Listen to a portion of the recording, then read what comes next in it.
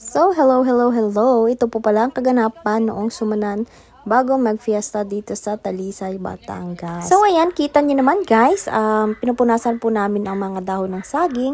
Actually, nilaib pa po yan bago namin punasan.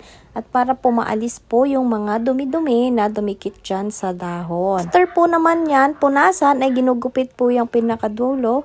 At para po pantay-pantay po ang ating haba ng dahon. So, ayan po, ang iba ay nagluluto naman po ng malagkit. At ayan naman po ako, pagkatapos ko po dun sa may dahon, ay naghugas na po ako ng panibagong malagkit na isasalang dun sa isa namang tulyasi. So, ito po palang naghahalong ito, ay naghahanap po ng mapapangasawa, oh.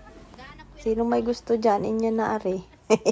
So, ayan, kita niyo naman, naglalangis na po ang ating suman. Ayan, pag ganyan na po ang itsura ay maya-maya po pwede na pong hanguin. So, ito sa kabilang side naman po ay nagsalang na po ng panibago. So, hindi po yan sinabay-sabay ng luto guys kasi magkaiba po ang may-ari niyan. So, yung unang niluto po ay doon po yun sa mga Inay Sine. So, ito naman pong pangalawang luto ay dito naman po sa aking biyanan at sa aking tiyahin. So, ayan po, nilalagyan na po ng asukal.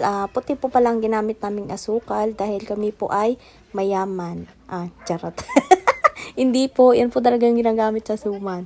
So, ayan po, nakikiraw-raw na din ang aking anak sa paghahalo. Gusto daw niyang matry. Eto na nga, mag-start na po sila magbalot ng suman. So, sila po ang nakatoka dyan dahil sila po ang mga veterana pagdating sa pagbabalot ng suman. Pero syempre, hindi nawawala ang maritesan pag sama-sama. Ito naman, dumako ako sa kabilang banda at ito ang siste. Ito ay nakikiraw-raw lang talaga dito, hindi talaga yan marunong magbalot.